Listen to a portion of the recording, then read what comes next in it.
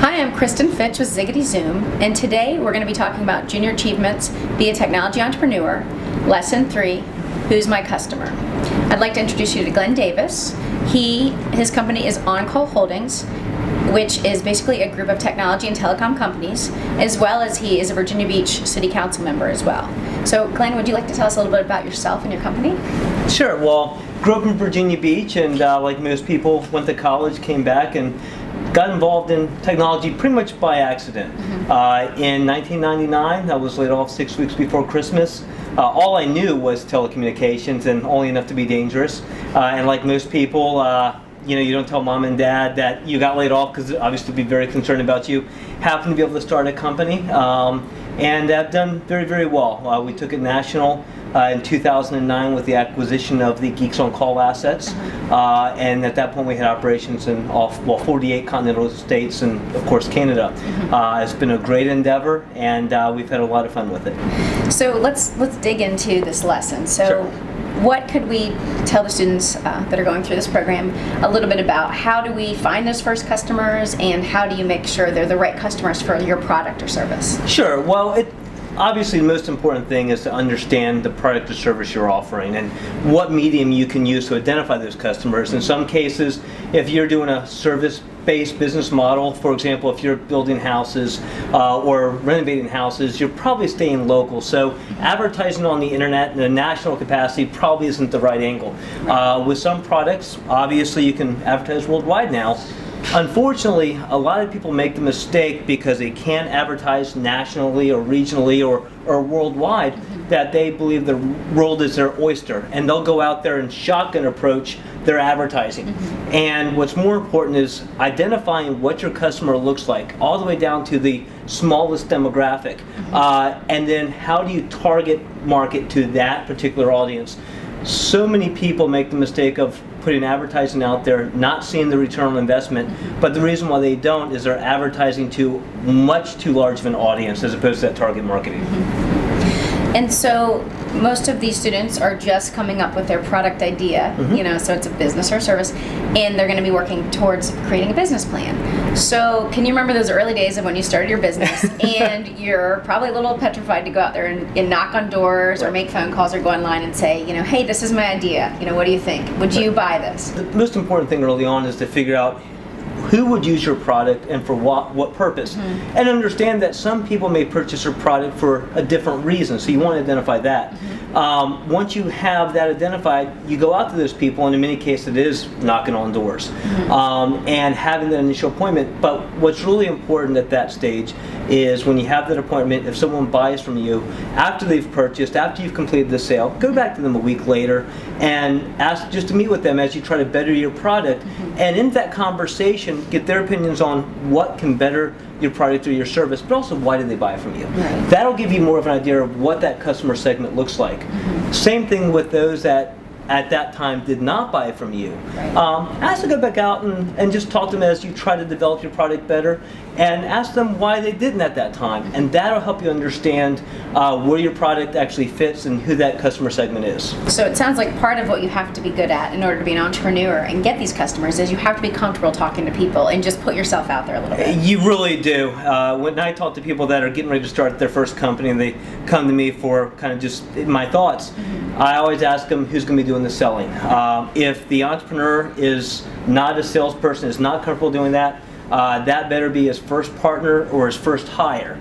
A lot of people believe that they're the best at fixing cars or fixing computers or selling widgets, and they very well may be, but if you can't go out there and talk to people and get the opportunity, no one will ever know that's the case.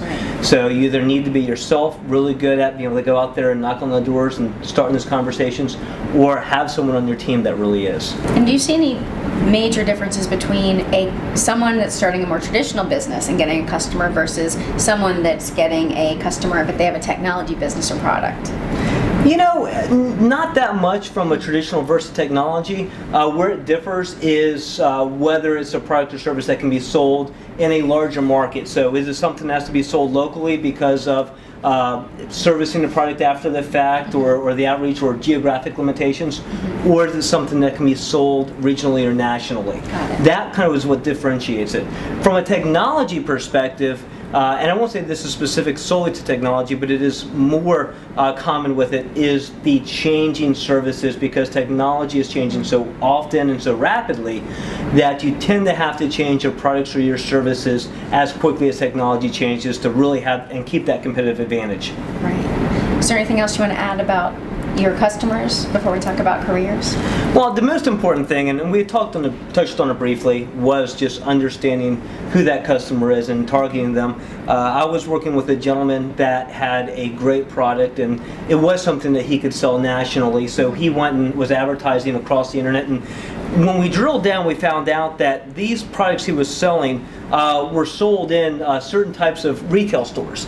And in a lot of markets, your tier 1 and maybe your tier 2 markets, stores had his products there. And the people in those areas really didn't need to buy them off the internet. But that tier 3 market, which there's a lot of them in the United States, didn't have really those stores inside of those geographic areas, and that really was his market. So once that got tailored down and his advertising went from the world is my oyster approach down to let's just target to where there really are customers that need my product that can't get it readily another way, he really started to get that ROI. So the most important thing is nail down your customer, what really makes them up, and then go after them and try not to just go too large at one time from a marketing standpoint. Right. No, it makes perfect sense because, like you said, every demographic about your customer matters, even with online companies now, the psychographic and then also their behavior. So really, where are your customers going? Where are they spending their time? Right. And you know, you bring up something else that's really important there as well. Not all people buy for the same reasons. We always talk about customer hot buttons, and you'll find a lot of your customers have different hot buttons or reasons why they'll buy from you. And we know that a woman in her 35 to 50 will buy certain products for reasons that a woman in her 25 to 35 will buy that same product but for a different reason. And the same thing with men. So you really want to not just know who your market is, but once you identify that, market specific to the reasons that they'll buy that product, and don't think that everyone buys for the same reasons. Kind of almost like going in and sending out your resume and a cover letter, right? Don't do that generic template and send it out to everyone you're trying to get a job with. Don't market your product the same way either. Right, good point. Hey Glenn, so let's talk about why a career in high tech? Well, one, it's exciting. I don't like to tread water. I like constantly evolving lifestyles and products and businesses. High tech brings that to you. So it's one of those things where you know you're going to always evolve your products, your services, your business model. You'll never get stuck in a constant. For some people, that's exciting. For other people, they don't like change. They don't like being forced into change. And obviously, at that point, high tech is probably not the right industry for them. So there is that excitement if you like constantly evolving and changing. And it's got a lot of sustainability to it. As long as you're keeping up with the technology, you're not going to have a business that doesn't have a customer base or a need out there in the industry. There will always be an opportunity for your company. When you're on the cusp of technology, if you're changing with it, your customer is going to continue to be the customer. You're going to have a built-in repeat customer as long as you treat them well, because they'll buy one type of technology from you 1 year, and a couple years later they're going to want to change that technology to the newer technology on the marketplace to be able to keep up with their competitors. So it's a great industry to be in, and it's exciting for us, but also because we know that our customers will be with us forever as they try to keep up with technology as long as we continue to offer the new stuff on the market. Great. And then any pieces of advice for a student that might be interested in the technology sector? What's that first step look like, potentially? Well, obviously, understanding the parts of business. You know, most entrepreneurs, they're not experts in anything. They're kind of the jack of all trades, master of none. You know, you need to understand a little bit of accounting. You need to understand just simple debits and credits and what a profit and loss statement looks like and how to read it in the balance sheet. You need to be comfortable in communication and going out there and meeting customers. And if you have someone doing that, you're still going to be dealing with vendors. So you want to have that communication piece down. And then you want to get into an area where you truly have a lot of passion. I've seen more people fail, not because they weren't good business people, but all entrepreneurs face the same challenges and the same obstacles. And if you're not passionate about what you're involved in, you're not going to have the perseverance to overcome those obstacles and challenges when they arise. So if you have something you're passionate about, you know enough about the business skills you're going to need, you'll be successful, and that's really what it takes. That's great. So we look forward then to seeing the students soon. Well, definitely. I look forward to seeing all the students at Shark Tank right around the corner. Great. Thank you.